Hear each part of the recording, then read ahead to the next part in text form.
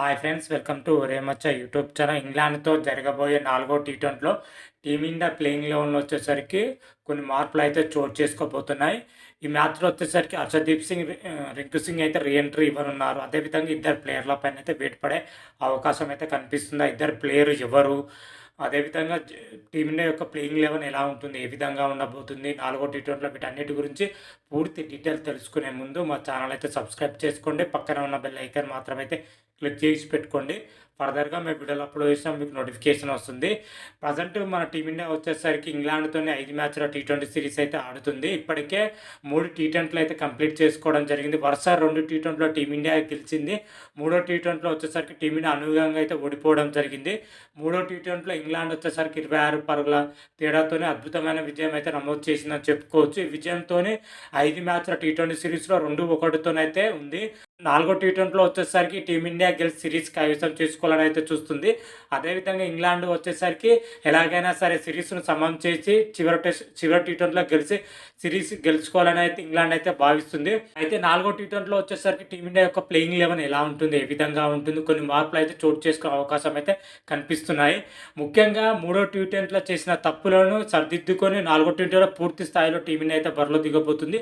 ముఖ్యంగా 3వ టీ20లో వచ్చేసరికి ధ్రువ్ జురేల్ కానీ, అదేవిధంగా రవి బిష్ణోయ్ కానీ అనుకున్నంత స్థాయిలో వీళ్ళైతే రాణించలేకపోయారు. వీళ్ళు మాత్రమైతే పక్కన పెట్టాలని అయితే చూస్తుంది టీమిండియా. మాత్రమైతే వారి ప్లేస్లో వచ్చేసరికి హర్షదీప్ సింగ్, అదేవిధంగా రింకు సింగ్ను అయితే తీసుకున్నది క్లియర్ కట్గా అయితే తెలుస్తుంది. వీళ్ళిద్దరు అయితే రీఎంట్రీ అయితే 100% అయితే పక్కా.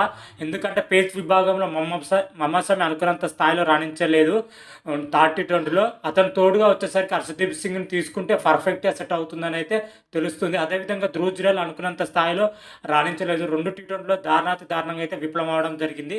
అయితే వెన్నునొప్పి గాయం నుంచి మరి రింకు సింగ్ అయితే పూర్తి స్థాయిలో కోలుకొని 4వ టీ20లోకి అయితే బరిలో దిగుతున్నట్టే తెలుస్తుంది. ఓవరాల్గా 4వ టీ20లో వచ్చేసరికి 2 మార్పులతోనైతే టీమిండియా బరిలో దిగే అవకాశం అయితే కనిపిస్తుంది.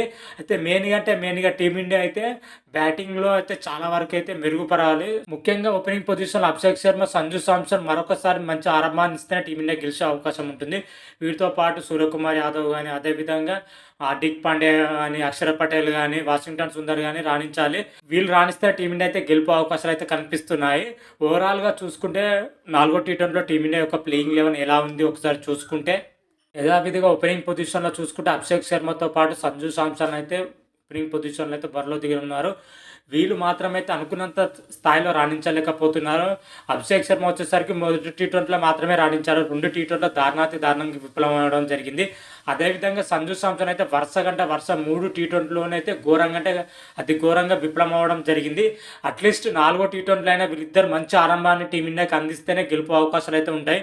ఆదిలోనే వీళ్ళిద్దరు వికెట్లు పడకపోవడం, తర్వాత బ్యాటర్లపైన ఎక్కువ వేటు పడడంతోనైతే భారత్కి ఓటమికి అయితే ప్రధాన కారణమైంది. గత టీ20లో వచ్చేసరికి వీళ్ళిద్దరు రాణిస్తేనే టీమిండియాకి అయితే మెరుగైన ప్రదర్శన అయితే కనిపిస్తుంది. ఆ తర్వాత వచ్చేసరికి తిలక్ వర్మ మాత్రమైతే తన స్థాయికి తగ్గ ప్రదర్శన అయితే కనిపిస్తున్నాడు. 3 టీ20లో మంచి ప్రదర్శన కనబరచడం చెప్పుకోవచ్చు. టీమిండియా తరఫున అత్యధిక రన్స్ చేసిన లిస్టులో మన తిలక్ వర్మ టాప్ పొజిషన్లో అయితే కొనసాగుతున్నాడని చెప్పుకోవచ్చు. తిలక్ వర్మ మరోసారి అయితే మంచి పర్ఫార్మెన్స్ అయితే కనబరచాలి. అదేవిధంగా సూర్యకుమార్ యాదవ్ మాత్రం అయితే ఇప్పటికీ 3 టీ20లో వాళ్ళ స్థాయి తగ్గ ప్రదర్శన మాత్రం అయితే ఇప్పటి వరకు అయితే చేయలేదు. 3 టీ20లోనే ఘోరంగా అయితే విఫలం అవడం జరిగింది సూర్యకుమార్ యాదవ్. అట్లీస్ట్ 4వ టీ20లో అయినా స్థాయి దగ్గర ప్రదర్శన అయితే చేయాల్సి అయితే ఉంటుంది. అదేవిధంగా హార్దిక్ పాండ్యా బౌలింగ్లో మంచి ప్రదర్శన చేసినా కానీ బ్యాటింగ్లో అడపదడప రాణిస్తున్నాడు కాదు. పూర్తి స్థాయిలో హార్దిక్ పాండ్యా మాత్రమైతే రాణించలేకపోతున్నాడు. మరి హార్దిక్ పాండ్యా వచ్చేసరికి 4వ టెస్ట్లో ఆడతాడా లేదా అని అయితే చూడాలి. ఎందుకంటే రాబోయే రోజుల్లో ఇంగ్లాండ్తో ఓడిఐ సిరీస్లో దృష్టిలో పెట్టుకొని ఇతనికి రెస్ట్ ఇచ్చే అవకాశం అయితే కనిపిస్తుంది. ఒకవేళ రెస్ట్ ఇస్తే మాత్రమైతే శివన్ దుబే అయితే జట్టులోకి వచ్చే అవకాశం అయితే క్లియర్ కట్గా అయితే తెలుస్తుంది. మరి చూడాలి. ఈ ప్లేస్లో అయితే కొంచెం కన్ఫ్యూజన్గానే ఉందని చెప్పుకోవచ్చు. ఆ తర్వాత రింకు సింగ్ అయితే ఈ మ్యాచ్లో రానున్నాడు. రింకు సింగ్ అయితే ఒకే ఒక టీ20 ఆడడం జరిగింది. ఆ టీ20లో రింకు సింగ్ మాత్రమైతే బ్యాటింగ్ చేసే అవకాశం అయితే లేదు. అట్లీస్ట్ 4వ టీ20లో రింకు సింగ్ బ్యాటింగ్ చేసే అవకాశం వస్తే మంచి ప్రదర్శన అయితే చేయాలి. అదేవిధంగా అక్షర్ పటేల్, వాషింగ్టన్ సుందర్ అయితే పూర్తి స్థాయిలో అయితే రాణించాలి. వీళ్ళిద్దరు కూడా అనుకున్నంత స్థాయిలో రాణించలేకపోతున్నారు. ముఖ్యంగా అక్షర్ పటేల్ ఈ సిరీస్లో వచ్చేసరికి వైస్ కెప్టెన్గా పనిచేస్తున్నాడు. అయినా కూడా వాడు బౌలింగ్‌లో గానీ, బ్యాటింగ్‌లో గానీ మంచి ప్రదర్శన అయితే చేయలేకపోతున్నాడు. వైస్ కెప్టెన్ ఉన్న పొజిషన్‌లో గూడా. అదేవిధంగా వాషింగ్టన్ సుందర్ వచ్చేసరికి అటు బ్యాటింగ్‌లో గానీ, ఇటు బౌలింగ్‌లో గానీ మంచి ప్రదర్శన అయితే చేస్తున్నాడు. అదేవిధంగా స్పెషలిస్ట్ స్పిన్నర్‌గా వరుణ్ చక్రవర్తి యథావిధిగా అయితే కొనసాగుతుంది. వరుణ్ చక్రవర్తి టీమిండియాకి బౌలింగ్‌లో అతిపెద్ద బలమైంది చెప్పుకోవచ్చు. వరుస 3 టీ20లో వరుణ్ చక్రవర్తి తనదైన మార్కును అయితే చూపించుకుంటాడని చెప్పుకోవచ్చు. మరోసారి 4వ టీ20లో కూడా ఇదే మార్కును చూపించుకునే టీమిండియాకి బౌలింగ్ పొజిషన్‌లో అయితే తిరుగుండదు. అదేవిధంగా పేస్ విభాగంలో చూసుకుంటే హర్షదీప్ సింగ్‌తో పాటు మహమ్మద్ షమి అయితే రానున్నారు. వీళ్ళిద్దరు బౌలింగ్ అటాకింగ్ మొదలైతే నెక్స్ట్ లెవెల్‌లో ఉంటుందని కూడా తెలిసిందే. ఓవరాల్‌గా చూసుకుంటే టీమిండియా యొక్క ప్లేయింగ్ 11 మాత్రమైతే ఈ విధంగానే ఉంది. అభిషేక్ శర్మ, సంజు శాంసన్, తిలక్ వర్మ, సూర్యకుమార్ యాదవ్, హార్దిక్ పాండ్యా, శివం దుబే, రింకు సింగ్, అక్షర్ పటేల్, వాషింగ్టన్ సుందర్, హర్షదీప్ సింగ్, మహమ్మద్ షమి, వరుణ్ చక్రవర్తి ఇలాంటి ప్లేయింగ్ 11తో అయితే టీమిండియా 4వ టీ20లో అయితే బరిలో దిగబోతుంది.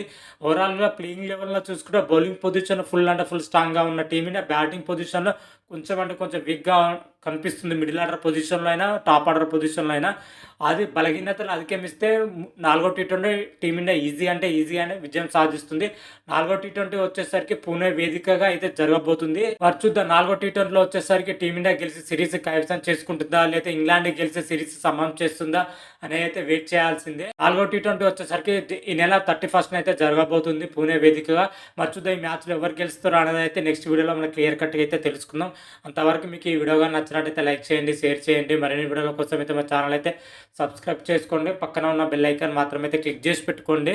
ఫర్దర్గా మీ వీడియో అప్లోడ్ మీకు నోటిఫికేషన్ వస్తుంది. హర హర మహాదేవ్, శంభో శంకర. Thank you.